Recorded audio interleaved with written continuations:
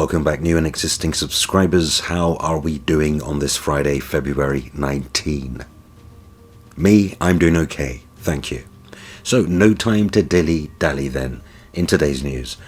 Looks to be that we have some indication of the total install of both PS5 and Xbox Series X and S, and if these estimates are even close to the overall figure, then Sony's PS5 is doing tremendously well, and Microsoft's Xbox Series consoles aren't that far behind, certainly not the 2-to-1 sales ratio we saw early into the last generation. As for Nintendo's Switch, well, it's more than holding its own, sourced via VGCharts.com. Now, PS5 and Xbox Series X and S sales increase.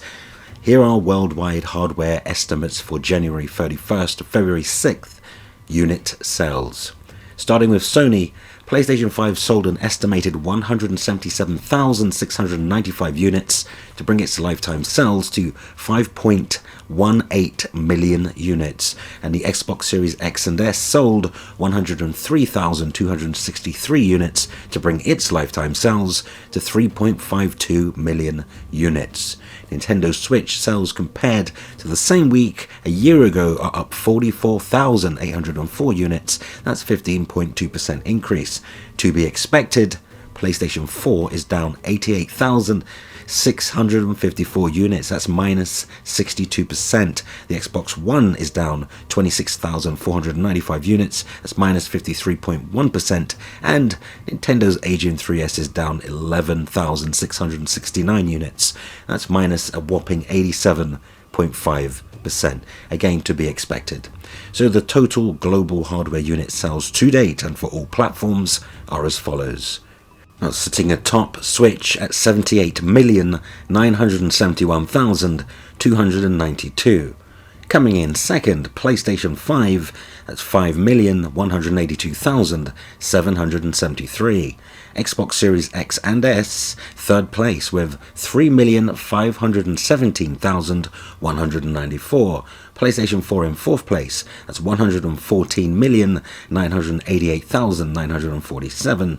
Xbox One just under 50 million with 49,751,496 units sold. And at the bottom there, 3DS, 75,916,284 units sold globally. Lifetime to date, people.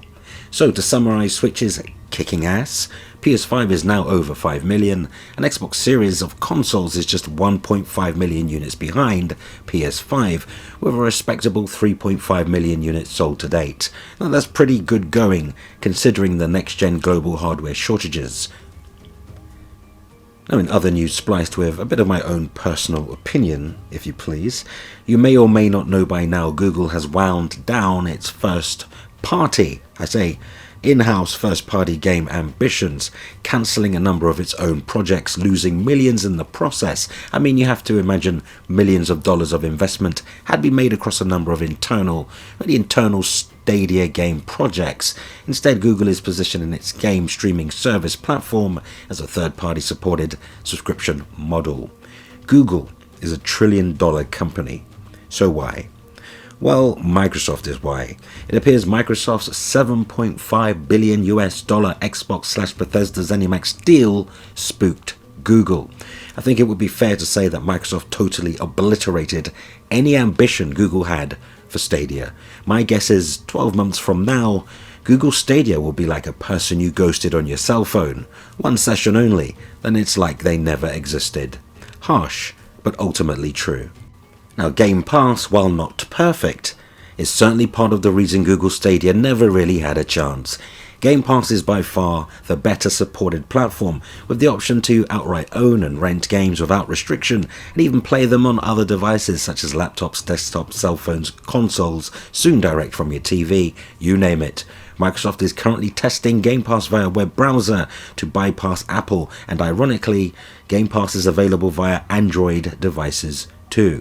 Now, with all the will and money in the world, Google Stadia just cannot compete with Microsoft's Xbox ecosystem. Japanese publisher Sega are feeling very happy about Game Pass. No doubt it has helped really Sega publish titles such as Yakuza series to reach a new and wider audience.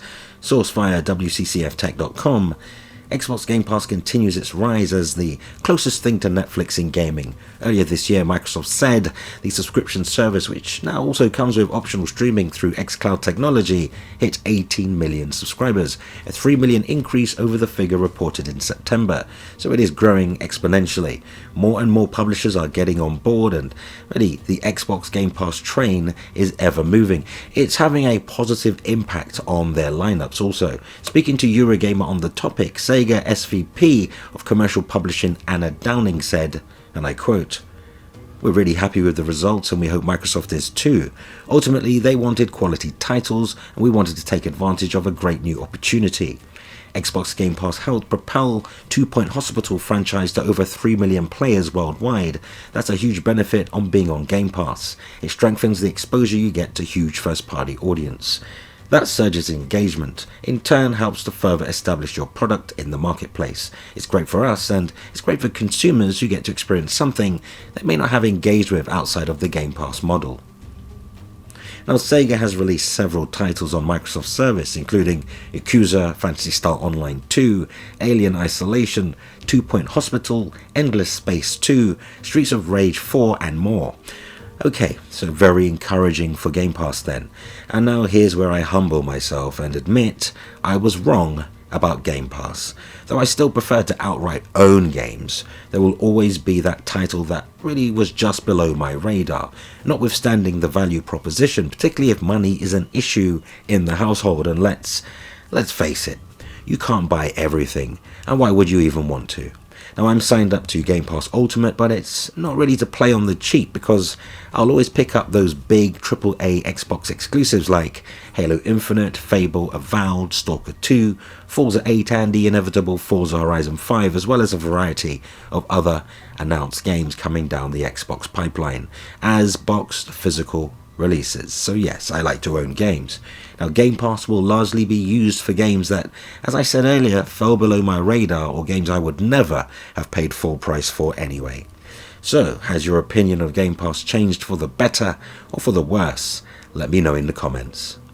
So, some pretty positive moves happening in the Xbox ecosystem, namely FPS boosts, yes, and it's pretty impressive. Watch Dogs 2 may very well not be your thing, but I enjoy playing it, and it's silky smooth at 60 FPS using Microsoft's latest back-compat technology, FPS Boost. Now at present there are just 5 games, they're very slim pickings and some you'd pass over. So Super Lucky's Tale and Sniper Elite 4, Watch Dogs 2, Far Cry 4 and one other game that escapes me. Microsoft promised more games will be made available and compatible, joining the FPS Boost list over time, but it's been met with some negativity, I have to say, and I'm not entirely sure why. Now, I get the impression, had FPS Boost been a PlayStation-only thing, people would be praising the heck out of it. But it's Xbox, so it's pointless, lame, why even bother? Which is a shame, really, because it's free, there is no charge, so what's to complain about? Here's my thing. Let's not downplay other platforms' innovations. If Xbox FPS Boost takes off, Sony will look to implement its own solution, or at least it could encourage Sony to really update to 60 FPS a lot of its PS4 and Pro back catalogue, and maybe encourage some of its first-party partners to do so also. But just like Microsoft is gauging public interest in a next-gen UI and haptic Xbox controller feedback for its Xbox Series consoles, well, it's plain to see. In the end, we all benefit. Now let's have that Sunset Overdrive locked at 60 FPS, please, and thank you. So before I end this video, I just want to briefly talk about Xbox Series S, and I think I should preface with I own the Series X model and PS5 disc edition, and I really enjoy my time using both of them. So this is not another random YouTuber hating on or handing out L's to Xbox.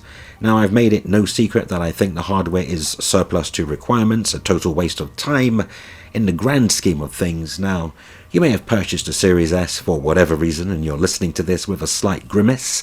Let's call it a micro expression. Look, don't get upset. My opinion, well, nobody's opinion should alter your life because you chose the wrong game console.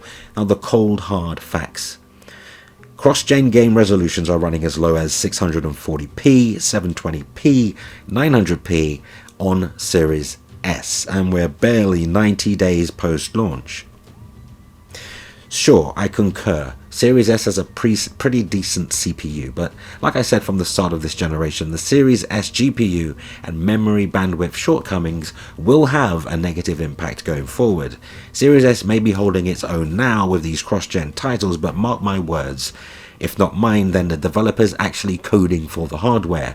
Series S is going to really struggle with true next-gen game engines over the next few years. The unit feels like a stopgap. Remember the 32X and then the Saturn came out, Sega Saturn? Yeah, it kind of feels like that. A temporary purchase of sorts, a bit of a snack.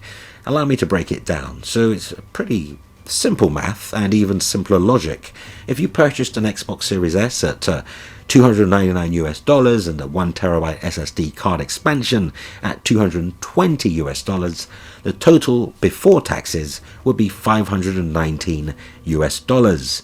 Series S is a poor man's Series X, and I mean that without offense to impoverished people. It's actually a well-known phrase in the UK meaning cheap, low quality, low rent, you know. So if you purchased Series S and don't plan on purchasing this SSD card, none of this is applicable to you, though ultimately you get a much weaker, less performant, far less capable hardware than a comparatively priced PS5, even disc edition, and the Xbox Series X even less so with the digital PS5 edition. And with that SSD expansion, you actually paid more for the privilege of entering into next gen. Literally, look, I'm sorry if you purchased the aforementioned and this utterly offends you, but honestly, that was a really dumb move. Though what say you? Go ahead, sound off and share your thoughts and opinions on today's news, because that unfortunately brings us to the end of the video, but let's continue the discussion cordially in the video comments. And for all your gaming news, rumors and plausible speculation, hit that like button and yes, subscribe and hit the notification bell. Help us reach more like-minded gamers. Feel free to share the video. Consider supporting Foxy Games UK via Patreon. You'll find a link in the video's description. Thank you for that extra support. But that concludes our time together today. Thanks for hanging out with me. Until the next time, play games, not corporations.